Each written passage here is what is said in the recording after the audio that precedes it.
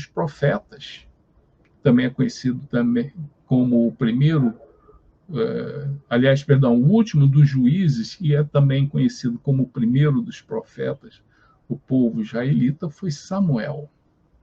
Samuel é um espírito diferenciado, um espírito luminar. Ele se apercebeu os riscos que aquela mensagem do Deus único corria, porque essas tribos vivendo em dispersão, elas iriam se aculturar junto aos povos que já existiam na Palestina. Porque quando os israelitas entraram na Terra Prometida, já existiam outros povos lá. Então, ele se apercebeu, ficou muito preocupado, e a única caminho que ele tinha era tornar o povo judeu se reunir através de um reino israelita. Mas ele combatia essa ideia interiormente, porque ele entendia que aquele povo só tinha apenas um rei, que era Deus. Mas ele era um médium maravilhoso, um espírito virtuoso. O nosso espírito Ramatiz afirma com muita propriedade que este espírito que vivenciou a personalidade de Samuel reencarnaria cerca de 10 séculos, 11 séculos depois, na personalidade de João Evangelista, o que está muito em sintonia, porque Samuel era um espírito muito virtuoso, um médium maravilhoso. E ele foi convencido pelos espíritos e, por fim, então, ele instituiu a monarquia, escolheu para o rei aquele chefe da menor tribo, que foi Samuel. Aliás, perdão, Saul. Né? Samuel escolheu Saul. E Saul começou, então, a exercer suas funções, e Samuel se apercebeu que ele não tinha condições de governar. Ele acabou se perdendo, era uma criatura obsediada, e foi procurar o futuro rei. E foi, então, lá perto de Belém, onde foi na casa de Jessé, e foi quase guiado pelos espíritos para ir até Belém, em Jessé, na casa de Jessé. Ele tinha vários filhos, e Samuel pediu, então, para que esses filhos fossem trazidos para que ele pudesse identificar quem era o próximo rei israelita. E ele viu, Jessé, eu acho que tinha 7, 8 filhos, todos os que Jessé achava que eram os mais adequados e propícios, nenhum deles se interessou a Samuel. E ele chegou para Jessé e falou: "Você não tem outro filho?" "Tenho, mas é um filhozinho ruivo." Acho que os ruivos até eram preconceituados naquela época. "Fica tocando uma harpa. Deixa eu vê-lo." E quando ele viu, identificou nele o futuro rei, que era Davi. Levou Davi para viver com Saul. Claro que o relacionamento era muito positivo, até porque tem um fato curioso. Nós sabemos que no Velho Testamento existem poucas ocorrências de afastamento de espíritos inferiores.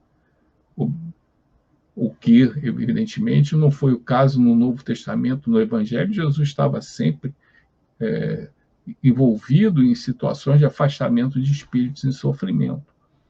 E Saul, como eu tinha comentado, ele era um obsediado. Entretanto, quando Davi tocava sua harpa, esse espírito se afastava.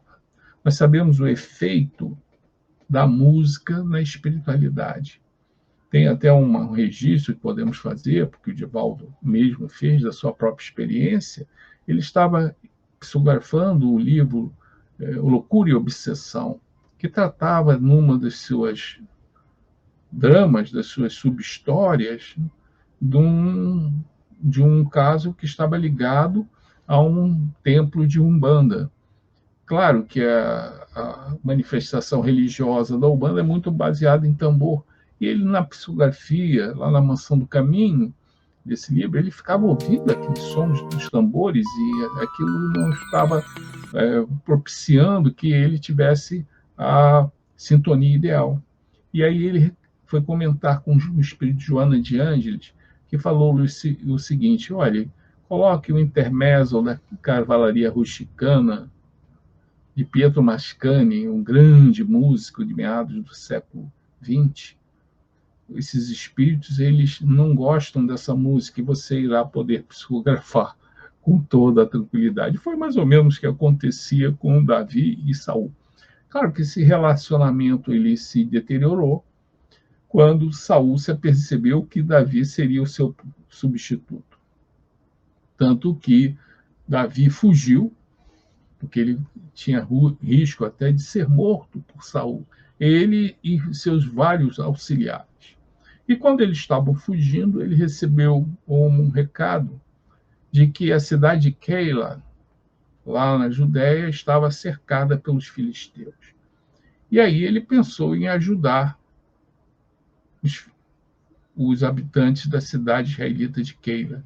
E aí ele ficou pensando, mas com quanta dificuldade nós estamos enfrentando, eu estou fugindo a Saul, será que nós devemos ajudar a Keila ou não? Como é que eu posso ajudar se eu estou cheio de dificuldade? E aí ele orou ao espírito protetor, porque evidentemente ele não falava com Deus, ele falava com o espírito protetor, Javé, do povo israelita, como Ismael é o anjo protetor do Brasil. E aí ele colocou a situação de que ele, Deus, esse espírito então, Deus falou com ele para que ele fosse ajudar aquela. E aí ele chamou os seus auxiliares, olha, vamos ajudar aquela. Foi a orientação que nos foi dada por Javé. Quando ele comentou isso para os seus auxiliares, eles reclamaram. Mas como, Davi? Como é que nós vamos fazer isso? Nós estamos cheios de problemas. Como é que eu posso ajudar? E aí Davi ficou sensibilizado. Vou falar com Deus novamente. E no outro contato feito, veio novamente reiterada a orientação. Ajude aquela mesmo com problemas. Então nós também podemos